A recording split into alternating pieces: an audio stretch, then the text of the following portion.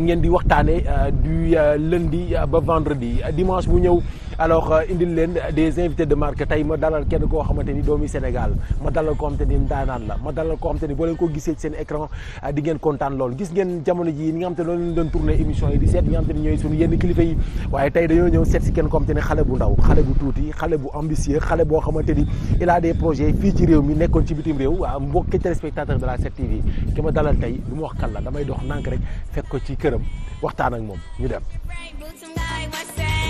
Freestyle queen, freestyle rap, you know I'm doing everything, but I'm not a brat, ayy. I go from one hand, I put it to the other. I keep going, never gonna smother. I'm really hot, going to the top. Flip one hand, then the other one stops. Hey, bu ñu nekkee xale ci mbedd bi lañ daan foowee lu ñu metti woon ci kër gi. Chers téléspectateurs de la 7TV comme ni ma leen ko waxee woon rek ci suuf que ni yéen a ngi seetaan seen émission mag bii di Yaay Kan émission bi nga xam te ne moom moo leen di gunge ci semaine bi yëpp ginnaaw bi ngeen seetaanee suñu dernier numéro comme on dit ak sunu papa Père Gaston Aziz Ndiaye Mame Goor Diazaka Ahmed Khalifa Niass alors tey ñi ngi waat fekk si keneen comme te ni doomi Sénégal doomi Amérique comme on dit faaw ñu yaatal waxtaan leeral waaye nag bëggal leen yéen ñi toog di seetaan à la 7TV ni ma ko waxee que ni 7TV pour que la télé soit toujours un plaisir c'est mon ami c'est mon frère moom laa seet si tey doomi Pikinité rek. rang muy gaaw nuyuwaat naa la Cheikh gënal suñu émission. doomu Siré Bisaab nga. Baaru doomu fan la. Siré Bisaab. waaw Siré Bisaab. xam nga Siré Bisaab. kon dañuy bëjë xanaa ñu. sama gars yi bëggee naa leen ziar naa leen.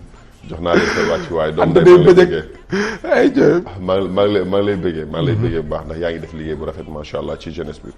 yaa ngi def sa waar. di gërëm waa 7TV di gërëm la diaspora di leen wax ni je suis de tout cœur avec eux. ayja Macky Sall mooy sa président wala Joe Biden. man Joe Biden. pourquoi. ndax dañ ne ki la jàmbuloo lem moo la macciloo sa baaraam te macha allah Joe Biden seetaan nañu benn yoon. bu ñu xiifee dinañ lekk bu ñu maree dinañ naan bu ñu feebaree dinañ faju. mais Sankara yow sénégalais nga. waaw. fi nga juddoo. waaw. fi nga yaroo. waaw fi nga màggee. waaw mais fële laa déggee daal yi bu ma demee tey ba doon Sankara Mbaye bi ma doon Amérique moom ma ko def bien vrai que ni je suis un sénégalais pur sang et fier de l'être di ci xiir sama bopp di ci gën a xiir sama njaboot pour ñu gëm ne ay sénégalais lañ mais nag. njiit bu matul njiit nekkul njiit bu ñuy war a ndamoo. ayca bi nga dem Amérique da nga demoon immigré ji wala da nga demoon jàngi ji wala da nga demoon lam wala fa yóbbu woon. yee dama demoon jàngi ji. da nga demoon jàngi ji. dama demoon jàngi ji. après. ñu jàngee ba pare waaw topp coow li comme ay doomu géwël lañ. topp coow li waaw. alors li nga jàng moom ngay liggéey foofu wala da nga fa am beneen business boo xam te ne comme Moodu yi ni ñu fay def. waaw liggéey naa ko fa nag parce que bi ma jàngee pare j'ai eu mon diplôme je suis un ingénieur. macha allah commencé woon naa liggéey ci field boobu. mais biñ demee ba nga xam ne ku ci nekk ak nag li nga bëgg. parce que li ci ëpp nekkuñu koo xam ne ñun dañ ñuy tànnal yoon ñun ñooy tànnal suñu bopp yoon. ñun li ñu bëgg la ñuy def. maanaam business. te daanaka loolu moo gën a nekk li nga xam ne mooy suñuy qualité ci la ne. bien vrai que ni nag def nañ leneen. mais bi ñu demee ba xool ni xam ni liggéeyal doomu aadama liggéeyal nit dafa yéex yow ci li ñuy wax gëm sa bopp dafa yéex ci laa ne ok bàyyi ma viré ci business bi. comme Moodu yëpp. ok ban liggéey ngay def foofu. je vends des voitures. là-bas. damay jël ay oto di ko indi Sénégal di ko jaay. et que je suis un camionneur en plus. ba pare je suis un apporteur d'affaires. lu waaye soxla ci kër àdduna rek ba Chine ba foo mënti nekk boo ma ko waxee mën naa dem lijjanti la ko. ok alors nga nekk Amérique am fa soxna sa soxna di américaine. donc nga am ci doom mu nekk Daba ñu koy nuyuwaale au passage hello nuyul ma ko. hi Daba. on peut say hi. ayca nga dem tey commencé sa snap comme ni nga ko waxee bu ñu nee Sankara Mbaye xel yëpp ci li muy dem mooy Sankara ak doom ci donc loolu mooy moment wu dëkk dim Sankara parce que ñëwoo rek ñu xam la ci say business non dañ la xam à travers ci snap yeeg yooyu noonu affaire boobu nan la dikkee et puis nu mu demee da nga toog ba mu yàgg rek nga ni parce que bu du woon snap kenn du la xam. donc nu mu demee noonu. yaa bëggoon gaa xamee la foofu. non pourtant c'était pas comme ça dañu nekkoon loo xam dañu doon fo rek parce que auparavant man dama daan nekk ci Facebook bi di doon def ay vidéo mais nekkul woon loo xam ne lu régulier la doon def ay vidéo doon wax ci politique. daan bind temps yooyu Facebook live amul woon tey da nga daan bind. you know foofu nag laa commencé woon amoon ay follower mais biñ demee ba ci kanam bi nga xam ne Snap xew na. sama benn xarit un ami un frère Mohamed Anne mi ngi dëkk fii Parcelles. mu ñëw States. bi mu ñëwee nag indaale Snap. pour man auparavant dama doon critiquer Snap ah. dama doon wax ni dama doon wax ni c'est trop da nga loolu montrer sa vie la. mais à chaque fois saa yu ma dugalee Snap ma def samay délire nit ñi dañ koy apprécier dañ def may woo booy gars yi ngi lay laaj Snap foo nekk ñëwal ñu Snap. mu ciy dugal daba noonu chaque jour mu jékki-jékki ne ma créer compte Snap. na ko booy lii daal c'est trop flagrant quoi. mais moom non essayé ko rek. ci laa ko essayé nag bi ma ko essayé dugal benn jour Daba Mbaye rek foofu la bal ba tàkkee nit ñi nag ils ont aimé. oh yeah. alors gisoo ni bi nga koy def yaa ngi exposé sa doom comme on dit comme ni nga ko waxee ci xale bu ndaw étant jeune fille nga jël ko di ko exposé bon loolu sax mën naa ni Sénégal moom garaawul mais fekkee dëkk tubaab yi déli lay doon ci bu fekkee parent bu koy def di wane sa doom di ko exposé koo xamante ni matagul génn ci écran. yeah au début foo lañ ko jàppee woon mais biñ demee ba nga xam ne commencé na jariñ nit ñi ma commencé ci gis émotion bu bari ci laa ne waaw lii nag ça peut aider te man tout le temps comme ni ma la ko waxee rek ci Facebook bi laa nekkoon di def ay post politique. di expliquer nekk ci géopolitique bi mais bi ma demee nag ba nga xam ni dugal naa Daba Mbaye ci Snap bi. nit ñi ça les intéresse chaque jour nit woo la Sankara Mbaye bu ma sañoon ni nga mel ak sa doom sama bàyyi doom diw di jooy fi maanaam ñu bari il s'est retrouvé dañ ci gis seen bopp ci sunu image maag Daba. ak ku mu mënti doon nag. léegi nag loolu tax ça a fait l'ampleur bi mu def you know mais bu dee aux States defu loolu négatif ñun amuñu problème boobu Sénégal kay moom problème boobu moytul cat moytul lii yaa ngi exposé sa doom ji ku nekk ak li nga gëm tamit. ku nekk ak li nga gëm alors ma ciy nuyuwaale au passage ñi nga xam te ñu ngi may suivre à travers sama TikTok donc comme on dit ñi nga xam te dañu ma naan moytul fii moytul lii donc c'est juste rek pour béggal leen dañuy foo dañuy kaf dañuy béggee am nga yeneen doom yu bokkut ak Daba. yes damaa njaboot nag macha allah. macha allah mais dama la ci gars yi gën a xam. moom la rawaani feeñu. ayca polygamie wala monogamie. non man may doomu jullit. polygamie bu mag ñeent buñ ko mënee dolli sax ñu dellu ko. ayca mi ngi noonu loolu am na solo gis ngeen mbokk téléspectateur loolu c'était juste benn parenthèse ci Sankara Mbaye parce que comme on dit mënuñu ñëw ba fii te duñu waxtaan ak moom ci li nga xam te ne moom mooy Snap bi ak digganteem aussi ak doomam pour ñu mën a avancer rapidement dugg ci émission bi carrément lan moo leen di Sénégal actuellement da nga ñëw vacances wala da nga ñëw pour leneen parce que gis nañu ba nga ñëwee ba léegi yaa ngi nekk sur le terrain di casse rek luy sa problème. waaw luy sunu problème. ba tey waaw ñëwuma vacances moom damaa nekk ci réew mi bokk ci réew mi am fi papa am fi yaay am fi ay rak am fi ay am di jàmm je suis un Sénégalais de pur sang you know te dama fee war a ñëw tamit you know loolu moo ma fi indi ba pare gis ni Sénégalais yi du dundee métit bi ñu nekkee moo tax ñu war a ñëw ku ci nekk ci ñun war cee mën a bay sa wewu tànk ndax li ñu doon Sénégalais yi ñoo ñu ko def donc il faut que ñu rendre leen ñu rendre leen la monnaie. donc da nga ñëw pour xeex si. ça dépend ci ni ngay déggee xeex. non mais expliquer pour gars yi mën a comprendre réellement lan moo indi Sénégal. dañu ñëw pour parce que man am na ci loo xam te ne da nga cee waxtaan ak man ma ni non xanaa du saawaay lii moo ko indi Sénégal lii kese moo ko indi Sénégal. waaw dañu ñëw pour conscientiser jeunesse bi wan leen ni un autre Sénégal est possible bu ñu toogee fële di gis li nga xam ni moo xew. you know bi ñu toogee fële di gis li nga xam ni moom moo tax Sénégal tardé nii te ñu mën ci am benn aperçu bu ndaw ñu mën ci gis lu ndaw. il va falloir que ñu def retour au bercail pour wax ak jeunesse bi ne leen c'est possible un autre Sénégal est possible.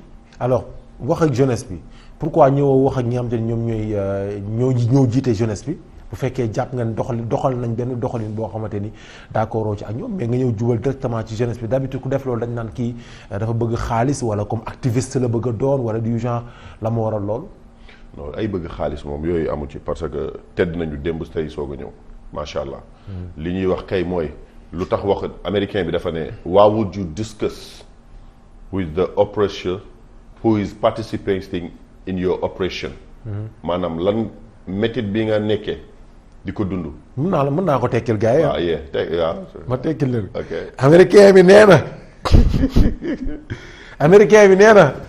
booy ab mais xam nga comme anglais yu yàgg la te ñun anglais yu bees yi. saa mën naa ko man bu la neexee mën naa ko tekki ah mi ngi noonu rek comme noonu. comme noonu ah yëfu géwél bi la ci yéen comme noonu.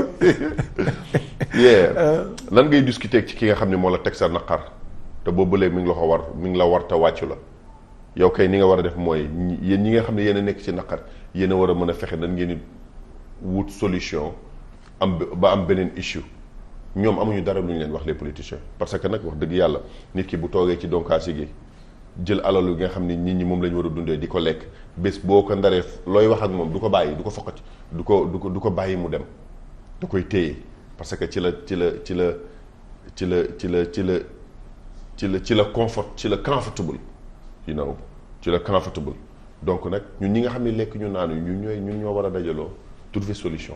alors loolu tax ma wax ak jeune may wax ak jeunesse. pour nga wax ak jeunesse bi pour ñu dégg la man à mon avis du yomb parce que bu fekkee ni yow da nga bàyyi Sénégal dem nekk aux États-Unis dem ba macha allah yor seen nationalité je ne sais pas rêve bu mu ci mënti doon waaye nee nga léegi Joe Biden mooy sa président donc comment ça fait que yow moom mu nekk sa président nga bëgg a ñëw ci réew mi nga xam te ni jeunesse bi président Macky Sall lañ gëm nga bëgg leen conscientiser. est-ce que jeunesse bi moom lañ gëm est-ce que jeunesse bi nangu nañ ni mooy seen président. ah mais saa waay dafa dem élection gagné. dafa dem élection gagné waaw. dafa dem premier mandat dafa dem gagné dem deuxième mandat mu dem élection gagné ci li gars yi gis. de premier mandat bi moom man j'étais là ñu confirmé nañ ko. waaw mais deuxième mandat bi dara wóoruñu ci. waaw lépp ci yaay kan lay xewee de. waaw dara wóoruñu ci ndax moo gagné war a gagnéwul ndax boobu ba léegi réew mi dara ba pare est-ce que jeunesse bi moo leen wax mooy seen président. waaw mais saa waay 57 am na loo xam te ni quand même nag jarul ñuy nekk di kii gars yi taxaw comme on dit Sénégal am conseil constitutionnel Sénégal am ay magistrat Sénégal am ay kilifa diine kilifa aada tey gars yi dem élection ci li ñu wax ni jaarale nañ ko ci yoon ñu jël ko fal ko tey Sankara Mbaye ñëw ni kat non kam moo wax ni moom moo gagné. gis nga institution yooyu nga wax. seen bopp rek lañ fi nekkal muy conseil constitutionnel ak muy ñëw nga tudd seen bopp lañ fi nekkal. ah bon waaw bu ñu fi nekkaloon askan wi di leen génn wax ci mbënd mi depuis 11 ans wala 12 ans mosuñu cee wax ñoom élection ba élection nga leen di dégg normalement bu ñuy wax une institution ñëpp la war a yemale. surtout nag war a nekk en faveur ci ñi nga xam ne ñoo leen fi teg institution yi ngay dégg ay conseil constitutionnel ñun ñoo leen di fay donc ñoom ñun lañ fi war a nekkal mais kañ nga leen di dégg ñu wax bu dëkk bi commencé tàkk. bi nga xamee ni politiciens yi seen intérêt mi ngi nekk en jeu. ci nga leen di gis. mais est-ce que dégg nga leen ñu wax ci mbënd mi est-ce que dégg nga kenn ci ñoom ñi nga tudd ñoo ñu commencé wax ci li nga xam ni sénégalais yi ñu ngi koy souffrir donc il ne nous représente pas te ñun wax dëgg yàlla man boo ma représenté wu ma la gëwuma la. alors ba tey yaa ma gënal ñi nga xamante ni ñi ngi toog ca kaw di def ay live di saaga ak di wax du n'importe quoi comme on dit. xeex bi moom boo ci xeex da ngay wàcc sur le terrain donc ñëw nga uniquement donc indi sa participation ak nu mu mënti demee donc yow ñëw nga assisté nga mais toog ci kaw moom di snap wala ngay live di wax lu ne te yow nekkoo Sénégal loolu vraiment man ni ma koy waxee tout le temps rek balaa muy gën a neex da ngay wàcc sur le terrain donc indi li nga xamante ni moom mooy sa participation ban relation nga am ak politiciens yi parce que dégg naa am na ci ay politiciens yu nekk sa ginnaaw. man waaw te boo waxul ma tudd tur. aw ma kenn benn relation ñun ñëpp dañuy daje sur le terrain rek mais aw ma ci kenn benn relation. mais gars yi amul ñu la ciy financé. parce que gis naa ni Sankara yaa ngi dajale booy yi nekk ci banlieue bi yëpp di wax ak ñoom affaire yooyu fu mu jugee. waaw mais c'est que jeunesse bi moo yeewu léegi rek kenn mënatu leen a nax papa jeunesse bi ñoo yeewu bëgg un changement li làqu woon moo ne fang ne daaj. lépp loo xam ne dafa daan xew aux États-Unis nit ñi daaw ñu ci teg seen bët léegi da nga koy gis live and direct léegi gis nañ ni yàlla am na beneen keccax bu dàq yàpp jeunesse bi ñoo commencé gis loolu avec cette nouvelle technologie loolu rek la. alors yan politiciens ñoo la ci woo encouragé la. presque ñoom ñëpp ku ci nekk mais man maa ngi ci sama ligne daal maa ngi ci sama ligne waaw. mais am na koo xam ne Sankara Mbaye dégg naa mi ngi lay jox xaalis. man waaw kenn jox ma ci xaalis de. kenn jox ma ci xaalis wax dëgg yàlla. xam nga man dama jàpp ni peut-être waroo bokk ci jeunes yi nga xamante ni dañ leen di def arme de guerre parce que yow influenceur nga te boo nee dama ni gars yi dañ lay déglu donc am na ci ñoo xamante ni dañuy jël ay ndaw ñi nga xamante ni kat gis nañ ni kat bu ñu wootee gars yi nañ leen wuy si ñu jël leen utiliser leen mettre leen au devant pour ñu jéem a dal ci kaw gars yi. 23 juin. 23 juin ñun ñoo ko xeexoon donc tey 2011. ñoom ñii ngay dégg politiciens yëpp kenn newu fi woon lii bu ñu koy def lu yàgg la kenn mënuñoo utiliser kenn mënuñoo def arme amul kenn ci ñoom ku am maqaama boobu sax parce que bu dee lan lañ ñu mën a jaay ba mu saf ñu bu dee xam-xam ëpp ñu ko ëpp ñu njàng bu dee alal yàllaa ñuy suturaal donc lan la loo xam ni ñoom war nañu ko mën a jaay ñun ba mu saf ñu donc mënuñu nekk arme de guerre kenn. ñun ñoo choisir lii. ok tey kuñ ci demoon ci sa parti tey ku ci Sankara Mbaye doom bu góor laa ku ko amoon ci sa parti doo wax dara mais ñun ñoo préféré génn wax ak jeunesse bi. ok alors wax ak jeunesse bi tey bu ñu demoon élection présidentielle kan nga jàpp ne moom mooy ki gën ci Sénégal. ce sont les Sénégalais qui vont choisir. Sénégalais yi du man mais non mais yaa ngi leen naan xip leen seen bët kay war nga am kenn comme te kat dig leen ni kat dem leen ngeen ànd ak kii quand même. may la saa am na yoo xam ne c'est sacré sa jabar noo koy kiiyee du man maa la koy wax. sa doom noo koy tuddee du man maa la koy wax. ki ngay fal nag suba te fal dafa am solo dafa. waaw xam nga Sankara xaaral man li ma gëm mooy boo fi teggee dara da ngay teg dara yow taxaw nga ni président Macky Sall liggéeyul du loolu nga wax ci sa wax bokk. su ma ko tënkee. fi kan nga jàpp bu ñu ko tegee dina liggéey c'est-à-dire moom tey boo nee Sénégalais pour ñu jëlee ko fi kan lañ fiy teg. yow kan nga yaakaar ne lañ fi war a. non maa lay laaj ci ma cité. cité bu la neexee. Idrissa Seck mu ngi fi peut-être sax xaw ma ndax élection yii di ñëw ak âge am dina ko may mu nekk candidat Ousmane Sonko mi ngi fi Karim Wade gaa yaa ngi ko naan na ñëw ak ñeneen peut-être Pape Diop voilà Madické Niang ak ñeneen alors yow ci ñi nga xamante ni ñoom ñoo fi nekk te xamante ni jàpp nañ ni élection yii di ñëw dinañ nekk candidat Youssou Ndour Bougane Gueye Dany et autres kan nga jàpp ni kat kam moo ci capable pour diriger réew mi. pourquoi on est 17 millions de Sénégalais pourquoi ñooñu rek. waaw mais yow mënoo ñëw sax déposer. mais bien sûr taman maa ngi ñëw. mais bien sûr mais dama ni mais tey jii nii Sankara élection yi fi mu nekk li ci des bareetul 3 ans 4 ans la ñuy wax 3 ans sax laay wax mais fi mu nekk nii ñooñu ñoo feeñagu tey boo nee jeunesse bi kat non il faut ngeen yeewu ki fi nekk liggéeyu da nga leen naan ñëw leen ngeen ànd ak diw xam nga loolu moo tax man vraiment am na ci yenn activistes yoom te ni man damay parfois dinaa ànd ak ñoom ci benn côté mooy dañ naan kat kii deful lii kii am nañ yaakaar ne bu ñu ko indee dina def lii. ñooñu peut-être mën nañ d'accord parce que tey bi ñu fiy jëlee président Ablaye Wade di fi indi président Macky Sall ñu fi nekkoon comme ay Y'en a marre yootu dañoo àndoon ci ginnaaw président Macky Sall. tey ba fal ko. c'est que. mais xeex pour xeex débat bi mën nañ ci waxtaan mais buñ ci duggee bu baax dafay jël temps mais li ma mën a wax rek. soxlawuñu jeunes yi di topp diw war a diw lañ war a fal war a Sankara Mbaye naan voté leen diw xam nga lan lañ soxla une jeunesse consciente bés bu ñu conscienté même que gis nga ak ñàkk xam-xam bi ñu nekkee nii ak ni ñu nekkee nii même boo jëlijee le plus beau président du monde boo ko indee tamit nii lay demee non ñun ñoo war a consciente xam ni kat nii la ñu bëggee suñu président nii lañ ko fiy tegee. ba nga xam ni boo toogee benn mandat boo deful naka sudul noonu mën nga ko bañ a yeggali ñun c'est ça. ci loolu la ñuy nekk ci forger la population. Sénégal ci forger la jeunesse. côté boobu nag man du ma ci ànd ak yow. Sénégal moom tolluñu foofu comme président ku fi toog rek bu defee lu mu war def dañ ko fiy jëlee ba mandat bi du yegg loolu day yee fitna saa waay fii dëkku démocratie la. fan mooy dëkku démocratie. mais Sénégal. lan moo ko def dëkk mais loolu moo war a nga toog fii di wax la neex. am na ci yenn dëkk yoo xam te ne tey jaru sax ñuy tudd benn tur di tooñ mais am na dëkk yoo xam te ne li nga def nii am jeunesse bi sañ ñu fa def loolu. soxlawuñu démocratie développement lañ soxla démocratie moo ñu yóbbu mbënd mi moo ñu yóbbu torox tàng gi moo ñu yóbbee accident yi moo ñu yóbbee lii ñi nga xam ne nit ñi amuñu lu ñu lekk amuñu lu ñu naan moo ñu yóbbee golo gu jóg yàpp ñu Obama ba mu fi ñëwee lan la wax bàyyi leen ñii ñu sëy keneen ak keneen saa yu ñëwee loolu la ñu ñun développement la ñu soxla lu ñu lekk lu ñu naan le bien-être des Sénégalais mais politiciens yi ñoom bu ñu leen dégloo saa su ne ñoom ñooy canaliser débat bi ci li ñu bëgg ñun démocratie lan mooy démocratie ça n'existe pas dans ce monde amul benn réew bu am démocratie ci àdduna bi amul ci kër àdduna amul la démocratie ça n'existe pas mais nag dafa nekk loo xam ni xam naa loolu day nekkaat beneen débat ñu waxtaan ci day nekkaat beneen débat ayca incha allah mi ngi noonu mbokki téléspectateurs yéen a ngi seetaan seen émission Yaay Kan c'est mon ami c'est mon frère dañoo ñëw rek maa ngi moom di waxtaan gisoo moo tax émission bi daal free lu ma ne non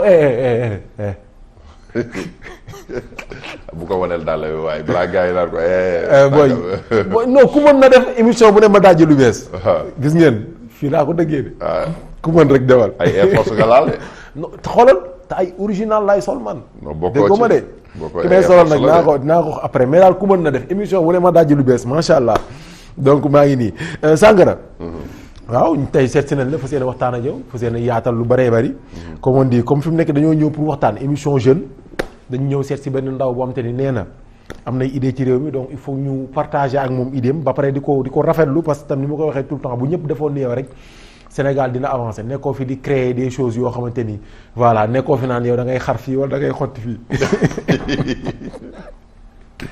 ayca mi ngi noonu c'est important léegi pour ñu avancer et pour vous rappeler tamit émission bi am na deuxième partie et deuxième partie bi gëm naa ni moo nar a dàq première partie bi dañuy fon nii rek mag sànq dañuy waxtaan nii rek waxtaanu biir kër la ñuy waxtaan nii ayca am nga ay projet fii ci réew mi Sénégal. waaw. yaa ngi investir ci dëkk bi. waaw ñu ngi ci kaw. comme lan. mënoo ko wax mënuñu ko wax nekk na loo xam ne ak suñu position nii mënuñu ci wax. mais yaa ngi investir ci. waaw ñu ngi di liggéey loo doomi réew mi. waaw ñu ngi ci bu baax a baax looloo ñu fi téye. ayca nga nekk ndaw alors dëkk Pikine ban xalaat nga am ci loolu ak ban jàngat nga am ci loolu ak lan ngay wax ak population banlieue bi. waaw li ñu leen di wax rek mooy ni ñu gëm seen bopp rek fi mu ne ñun bañuñu ku ñu dëkkal fenn fi bañuñu ku ñu xasan bañuñu ko ba pare réew mi li ma ciy wax saa su ne rek mën nañoo xuloo mais mënuñoo xastante. parce que fii yàggul Sénégal yàggul 1960. ñun ñëpp xamalante nañ suñu biir. mais li ma leen di wax rek mooy nañ gëm seen bopp. nangoo liggéey surtout loolu. parce que lu leen mënti dal. ñii politiciens yi ñoo leen ko teg amul leneen soo nañu gëm seen bopp parce que gis ngeen mbënd mi ma nga fa. ñoom Sankara tamit man bugguma tamit vraiment ci côté boobu ngay nekk di wax gars yi tout le temps politiciens yi mais gars yi nañ jóg liggéey aussi. lu ñuy liggéey. man xaaruma dara ci président Macky Sall. man waxuma la nga xaar dara ci moom de. xaaruma dara ci gouvernement bi. man waxuma dara nga xaar ci ñoom de. quand même suñu borom ni ma fi indi man. ni nga jox ma indépendance suñu borom moomu ko njëkk jox démocratie bi suñu borom moomu ko njëkk jox. am na te du ma xaar kenn ci lenn ci jamais. ni nga xamee ni bu mbënd mi jotee ñu ñëw fa xam ni seen responsabilité lañ taxaw ci caméra yi wax noonu lañ ko war a saafara une bonne fois pour toutes loolu laay wax bu doomu banlieue yi. ok ne leen bàyyi leen bu élection yi ñëwee ñu nax leen. jox leen ay xar dinaa ci ñëw parce que moom laa bëggoon tëjee muy mbënd bi nga xam te ne actuellement mooy actualité comme yow fi mu nekk jàpp nga ni war nga mën a saafara war na mën a am xam naa ne du ñàkk di nga wax gars yi ban voie la ñu war a mën a jaar pour mën a indi li nga xam te ni moom mooy saafara bi alors lan ngay wax jeunesse yi nga xam te ne ñoom ñoo nekk Pikine. ñu gëm seen bopp ñu gëm seen bopp doomu aadama boo gëmee sa bopp rek yàlla daf lay fekk si ci loo mënti nekk nag gëmal sa bopp xam ni doo amul benn doomu aadama bu lay jox ruuxu nga nooyi nañu gëm seen bopp te teg ko ci yoon. ok alors ban relation nga am ak activistes yi. ce sont mes frères comme ni nga nekkee sama frère. Karim Xurum Xaq. ñu ñëpp sont des frères Marie Sagna. Ousmane Tounkara. sont des frères ñu ngi koy nuyu moom mi nekk aux États-Unis tous. voilà ak yeneen gars yëpp Assane Diouf et autres. mon grand frère. ban relation nga am ak ñoom. relation bu nice ah. relation gisante ak ñoom. waaw relation bu nice relation boo xam ni relation de patriotisme la yoo xam ne ñu ñoo bokk suñu bëgg-bëgg ñoo bokk gis-gis ci réew mi. kon activiste nga yow. man am organizer je ne suis pas un activiste je suis un organisateur parce que bu may wax loolu sax maa ngi koy expliquer saa su ne nekk dans benn point de rencontre boo xam ne jeunesse bi dañ ciy gis seen bopp muy ñaar yëpp muy bépp classe nag ñam naa kaani ñam naa suukar bépp classe étudiants yi dañuy gis seen bopp ci man jeunesse bi ñu leen di woowee les immatures dañuy gis seen bopp ci man ndax point de rencontre boobu laa that's why I'm an organizer.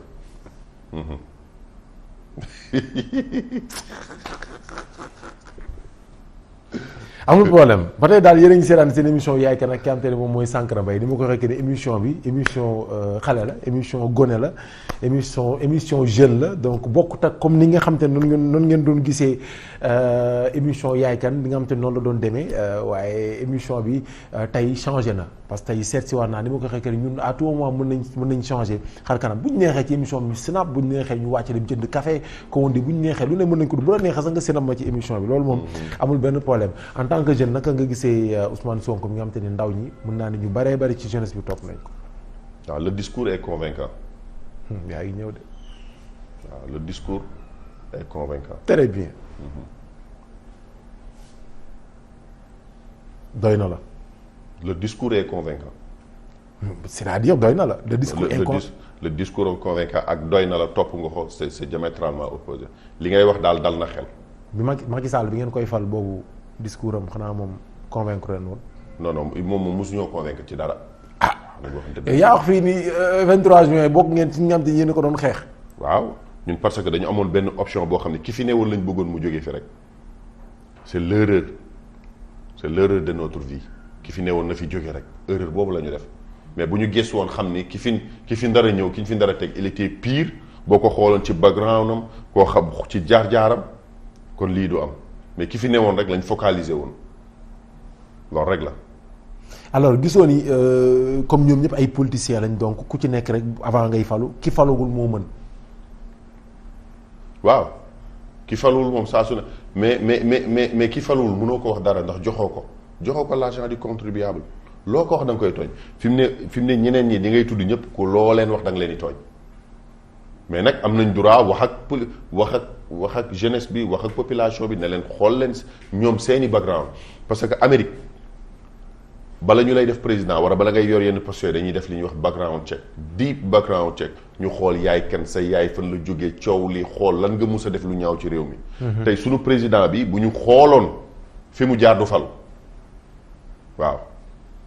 man am na benn mois ma fekk fa Trump xaw ma impeach lañ koy xaw ma impeachment voilà ñu bëggoon ko fi jëlee ci benn affaire boo xam te ni bi ñu ma ko waxee dama leen noonu lii c'est pas possible.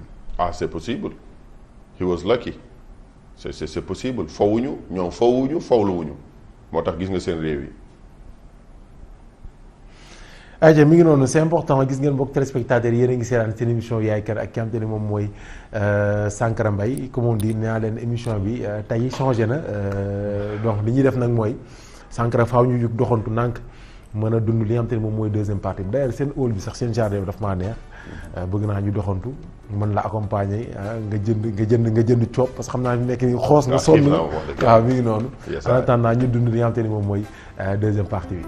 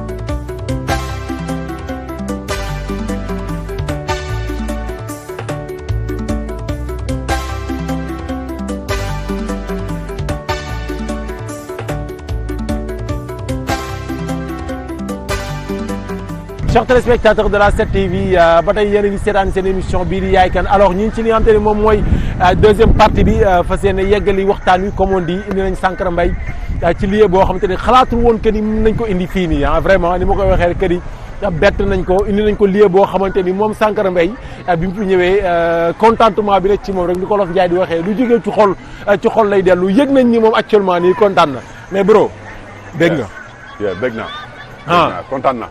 alors fii nu mu lay fàttali. lu bari. comme. sama ndorteel bala may dégg daali li bokk na ci lu bari. galère bu taxoon ñu doon wax galère lii bokk na ci. ma daan nekkoon un marchand ambulant nekkoon un antiquaire di jaay tubaab bi di jaayee aar fii laa dooree fii laa ko doon defee ñëw fii jël gaal jéggi île bi dem ci île bi bu neexee ma toog bu neexul ma dellu si. comme ni jaaykat yi di def rek gàddu seen i bagage moo tax ça me rappelle beaucoup de choses. alors nga nekkoon étudiant. di liggéey en même temps di daan sa doole. tey boo fi duggee gis gars yi di daan seen doole nan la lay def. man samay xarit lañ marchand ambulant yi parce que ku ma ci gis rek dama lay yokk fit ne la jaar naa fi boo xoolee saa yoo gisee sama snap fu ma leen fekk dama leen di snap. man bu ma leen man dem naa dama cee jaar xam naa li ci ne dinañ la gàntu dinañ la toroxal di nga ci dajeeg ku baax di nga ci dajeeg lu ne. lu ne mën nga ko cee am mais lu ne it mën nga ko cee ñàkk en fait galère boobu c'est ça qui nous a forgé tey moo tax tey dara safuñu yëy kaaneeg yëy chocolat la ñu yemale dem dëjëg dem ngénte la ñu yemale dara góndiwuñu maanaam complexe boobu di dekk ci doomu aadama dafa teel a dañ de bas âge te doy na waar daal c'est triste alors mi ngi noonu gis ngeen mbokk téléspectateur nee naa leen lii mooy Yaay Kan mooy émission bi nga xamante ni nit ki li ngeen xamul ci moom vraiment dañ koy découvrir génn ko bi nga nekkee fii di jaay lan nga doon jaay.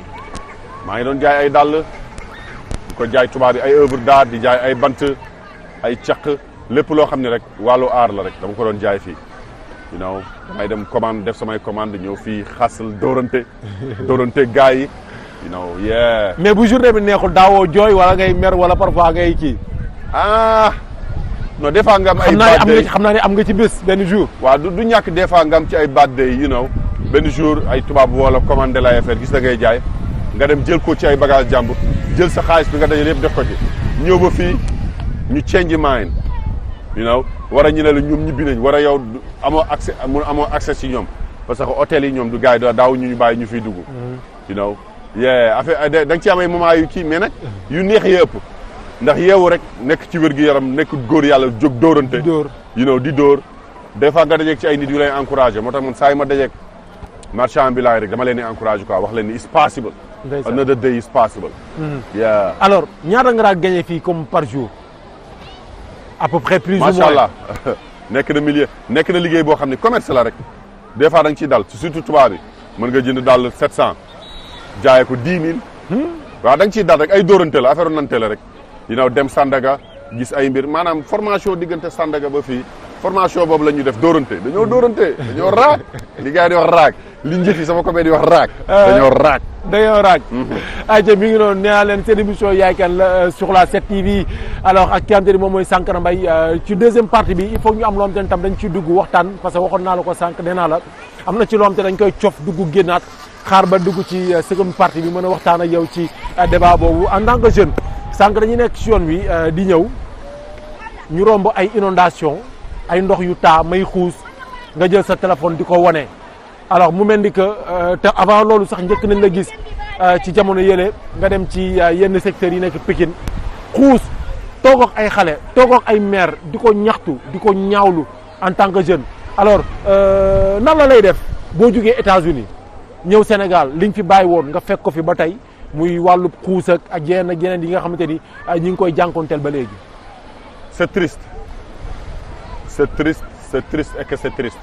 li tax ñu koy wane rek pour wane ne wan monde bi wan askan wi que ni am na Sénégal boo xam ne bu ci suuf am na beneen Sénégal bu lu ñuy wane rek you know amuñu complexe wane li nga xam ne ñun moom la ñuy dund parce que balaa dara kii la ñu gëm borom mbaar mi moom la ñu yaakaar gëmuñu kenn ku dul yàlla buur bi kun laahu donc luñ ci mënti fekk tamit loolu dañ naan yàllaay dogal mais li may wax rek c'est triste buñ demee ba am na beneen Sénégal boo xam ne loolu la ñuy dund you know ba ma fiy jóge 2007 2008 loolu laa fi bàyyi woon ndax ñun suñu kër ne daan taa bu musaana xiin suñu àdduna dafay tukki tëdd ba xaaji guddi 3 heures du matin muy taw nga jóg yàgg say laytaay wut foo leen bokkatu taxaw fa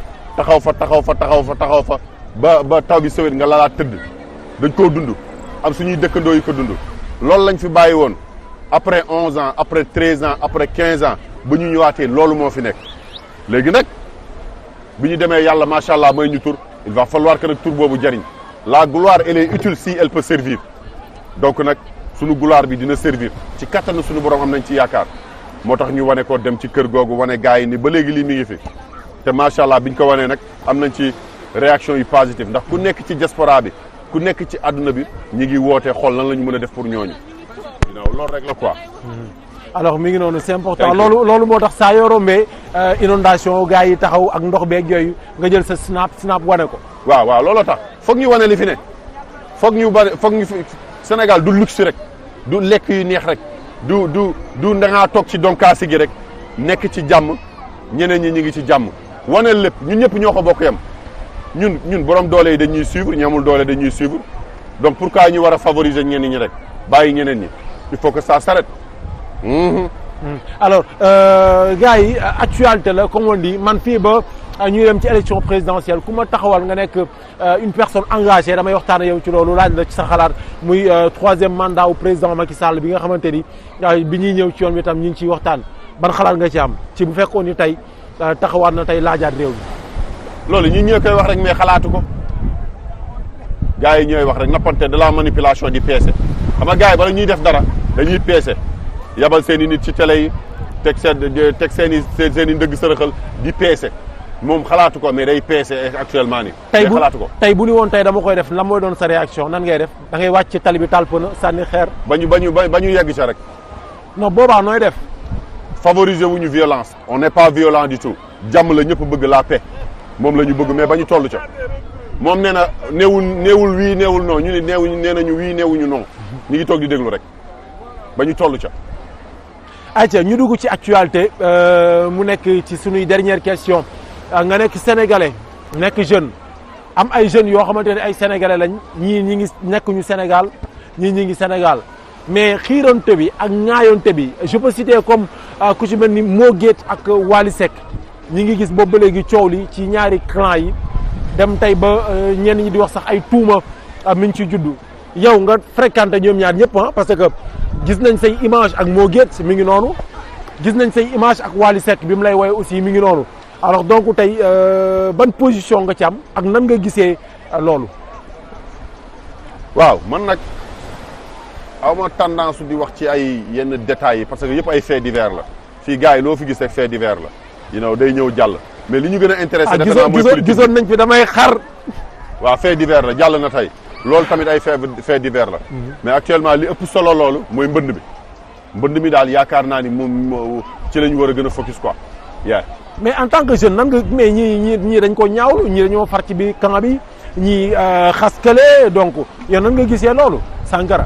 waaw man moom li may wax mooy na rafet rek na rafet suñu biir parce que yàggul mbir mi bu neexee dina jeex bu baree dina jeex lu mës a tooy lu ne dana mës a wow soo na rafet dafa war a rafet suñu biir parce que ñun ñëpp mën nañoo xuloo mais mënuñu xastante fii loo ma xamal lu ne xamal naa la lu ko raw loo xamal keneen xamal na la lu ko raw fuuf te noppi mën nañoo xuloo c'est très normal ay bu ñu nekkee dóorante jàppante c'est la jeunesse qui parle c'est très normal mais bu ñu xastante. ok Mo Gates sa lan la. c'est un ami. Wally Seck sa lan la. c'est un ami. yaa ngi déggante ñoom ñaar ñëpp. ñoom ñaar ñëpp maa ngi leen di dégg ñoom ñaar ñëpp ñu ngi ci jàmm. ayca Sankara Mbaye nekk benn góor yàlla boo xamante ni nekkoon na aux États-Unis ñëw Sénégal nekkoon fa di daan dooleem commencé fa fonder famille am waaye ñu gis da nga am benn rapproche ñu gis da nga am benn relation bu particulier ak sa yaay. ma gis ay image am tey mu gisee sama xol dafa tooy complicité bi am sa diggante ak sa yaay ci oto bi ba États-Unis ci plage bi yaay kaa ñu daw yi complicité bu extraordinaire mu mel ni comme ni ko gars yi di waxee doomu yaay noonu la demee. waaw doomu yaay la. waaw ayca. kooku bu may wax ci moom sax sama xol day fees man benn idole laa mooy sama yaay. après ni may gis noonu maag sama yaay dañuy rusante moo tax yu bari yi ma doon def bàyyi naa ko à cause d'elle. ndeysaan parce que daf ma naan. wax nga ko sànq nee nga ma sama yaay day seetaan émission bi. dama dem ba sama yaay dama ko rus. ndeysaan. mu nekk yaay te ndax maay taaw ndax taaw dafay fekke lu bari amay souvenirs yu bari ma fekke lu bari mu metti woon lool mais dawul xaddiwul bàyyiwul tey bu ma demee ba doon li ma doon tey toxuma naanuma dugguma ci yenn détails yi c'est à cause d'elle musul bëgg ñu xiif musul bëgg ñu mar du ma ne maa fi gën yaay de waaye kenn gënuma yaay. boo amoon benn boo doon wax référence tey da nga naan sa yaay moom mooy sa référence tey dooni yaa fi gën yaay waaye kenn gënu la yaay. waaw ak man ayca. waaw kenn gënuñu yaay. ndaxte macha allah sama yaay nekk nit ku baax. nit ku naturel. nit ku bëgg njaboot. te nee nañu bu ñay di xàlli yoon doom yaa tax. sama yaay nag macha allah man moom ay doomam sant nañ ko. ay doomam gërëm nañ ko nga nekk taaw nga ni nga fekke lu bari. damaa fekke lu bari. alors lan ngay toog parfois di ko rappelé wu mu doon loo xam te ni da ngay toog di ko fàttali ba sa rangoñ dal sa dënd. fii may benn rek fii ma nekk nii ma la ci doon wax ni fi laa déggee daal fi laa jaare sama yaay moo ma fi indi. ah bon nekk waaw sama yaay fii la doon jaayee. bëggul kenn xiif. bëggul ñu mar. bëggul kenn réeñu saa su ne bu toogee daf naa góor day am personnalité góor day bëgg njaboot doomu aadama waroo complexe doomu aadama da ngay wuti xam-xam da ngay nangoo jàng ni koy gis na ne intellectuel la am na bagam mais teewul nangoo jàng nangoo téye njabootam nangoo leen uuf takkul or demul dikkul fa ma ko bàyyi woon ba léegi fa la toog sama yaay jooju moo tax saa su ne dama koy ñaanal rek yal na yàlla yeggali suñu yéene ci moom ndeysaan booy boo koy déglu sax saa su ne moom du wax boppam sama mbokk yi lay wax dimbali sa rakk yi dimbali moom du la laaj mukk pour boppam loo ko jox da koy joxe loolu moom mi ngi ci moom saa su ne loolu laay xuloog moom loo ko jox da koy joxe boo xamee la man samay mbokk la am samay rakk la am you know moo tax dama naan ko cun Demba Yacine Sago yàlla na la fi yàlla bàyyi ba ci kanam ba sa sët bi gën a ndaw paalaaji di la teral ndeysaan macha allah yàlla na ko yàlla bàyyi ba ci kanam amiin amiin sunu yaay jooju ñu ngi koy nuyu bu baax a baax di ko ziare di nuyu sunu yaay yëpp sama yaay Adja Mari Samb nee naa la yow El Hadj Bachir Samb mooy sa baay Adja Ndeye Coumba Gueye mooy sa yaay dundal lu bare bëri li ñu naan ku baax bëri yaay donc ñi ngi bëgg a baax di nuyu sama yaay aussi Amana yaay booy maa ngi lay nuyu di la wax namm naa la torop maa ngi nuyu ñëpp vraiment sama yaay yëpp maa ngi leen di nuyu di leen ziare di leen big up di ñaan suñu borom guddal seen fan ak suñu yaay jooju Thioune Demba Yacine Sagor kooku suñu mbokk la donc alpha bi ci Balakos def naa noonu la donc yaay booy ñoo tam dundal lu bare bëri sa mot de la fin looy tàggatoo sama jabar nag foog mu gërëm ko waaw première dame wala deuxième dame samay jabar sax foog ma gërëm leen xam nga loolu question daf maa rëcc Sakare yow faa ñu wax Sakare ñaata soxna nga am non xaaral man dégg naa benn dégg naa ñaar tey ci suba dégg naa ko man ñett dégg nga damaa bëri jabar nag macha allah yàlla dafa maa boole xale yu jigéen ñëpp samay jabar lañ mais ana ki nekk Sénégal kan la ci ki nekk Sénégal non Sénégal moo fi jabar de non Sénégal moo fi jabar déedéet mais des dégg takk fii am naa droit kat ba amaale di di jaar yett Papa Ahmed Khalifa Niass moom moo fi tuddoon jaar yett non vraiment lii moom man dama ko bëgg dootul amati sama téléphone ñu ngi toj gars yi ak may woo partout di wax ci waxi jaar yett bi papa gars yi neen nga tekki leen lan mooy jaar yetu kii nee na moom dina am ñeent ak jaar yet ak jaar yet man moom du ma wax point d'interrogation bëggoo ñaareel waaw ça dépend rek ça dépend du ma ne wii du ma ne non waaw comme dafa xew wii du ma ne non dafa xew man it du ma ne wii du ma ne non man gis naa koo xamante ni moom Benno Bokk ànd benn jabar waaw ba tey nag moo taxee célibataire yi moom ci benn bi rek mooy booy siré bi saab yooyu daal booy bëjëg yooyu waaw booy ayca mi ngi noonu mais benn soxna nga am te mu ne aux États-Unis déedéet am naa bari naa soxna de ay soxna yu bari laa am waaw xam nga macha allah xale yi jigéen ñi samay xarit lañ. dama bari soxna dañoo musul gis nga wax ci sa soxna aussi pour la première fois cette TV am exclusivité bi. waaw ñi man du ma wax sax yaayu Daba Kasa du ma wax non mais mosu dégg Sankara may wax ci soxnaam. parce que ñoom bëgguñu ko benn te ñaareel bi mooy yàlla daf ma dénk ñu baax yàlla. du ma ne li ma ne kenn gënu ma yaay waaye man it samay soxna kenn gënu leen foofu daal laa mën a yem yal na leen yàlla defal jàmm lay tàggatoo. yes di gërëm ñëpp di sant ñëpp di baalu àq ñëpp surtout ñi nga xam ne ñu ngi ñuy follow ñi nga xam ne bëgg nañu ndaxte nee nañu ku la bëgg rek moo la sonal man maa ngi leen di baalu àq ndax stressé naa leen lool.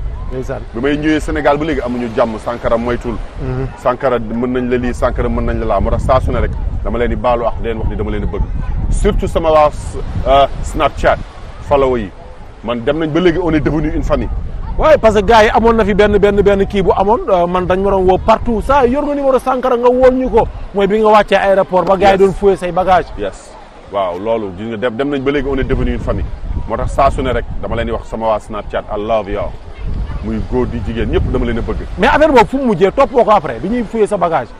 jarul topp non intimidation la loolu jarul topp loolu am na lu ko gën a métti fii mooy mbënd mi mais yooyu jarul topp moom. you know moo tax saa su ne rek dama leen di gërëm di leen sant di leen jox seen wàccuwaay ak ñi ñuy ñaanal kilifa yi bépp kilifa di dem ba Sédhiou Pakaaw di leen sant di leen gërëm Fatick sama kilifa yi nga xam ne ñi ngi may ñaanal borom kurus yi. di leen sant di leen gërëm di leen wàccuwaay non ay kilifa lañ man yàlla dafa ma booleeg doomu aadama yi xamul tax ñi dañ may suivre Fatick maa leen nuyu leena cordon bleu maa lay ziare ñi Elzo ñi dañuy suivre doomu kilifa daf lay suivre wala jabaru kilifa daf lay suivre woola ne la kaay sam papa ñaankat la sama papa borom kurus la you know loolu rek moo tax mais ñu ngi leen di sant di leen gërëm di leen jox seen wàccuwaay di leen wax ni Sénégal gi nag ñun ñoo ko moom la jeunesse il est grand temps que ngeen dem jëli seen carte pour am changement nee naa leen the change is possible the change is really really really possible we can make it happen depuis combien de temps boobu ba léegi ñu ngi nax di ñu dóor ci dara doxul dara changé wul mbënd maa ngi nii léegi nag bu ñu bëggee changement ñun ñooy imposé wu ni lii la ñu bëgg parce que ñoom li ñu doon ñun ñoo leen ko def tey bu ñu demee bay dawal seen i 4x4 bay tedd sunu xaalis la l'argent du contribuable man mënuma la fay ba pare nga may wax nan laay doxalee